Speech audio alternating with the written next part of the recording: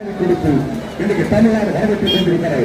ஆக சென்ற காரியங்கள் எதையுமே செய்யாத விடியா திமுக அரசு இது எல்லா ஈனத்தனமான வேலைகளிலும் வருகை கொண்டிருக்கிறார்கள். ஆனால் தமிழ்நாட்டு மக்கள் விழிப்பானவர்கள் யாரை ஆட்சியில் அமர்த்த வேண்டும் வழங்கப்படும் என்று அறிவித்திருக்கிறார். அந்த திட்டங்கள் எல்லாம் தொடர்ந்து நடக்க வேண்டும் என்று சொன்னார். ஐயாவினுடைய கரம் வலுப்படுத்தப்பட வேண்டும் என்ன சொன்னாக்கு தமிழ்நாட்டு மக்கள் தயாரானதை போல தொண்டர்கள் களப்பணிக்கு தயாராகுங்கள்.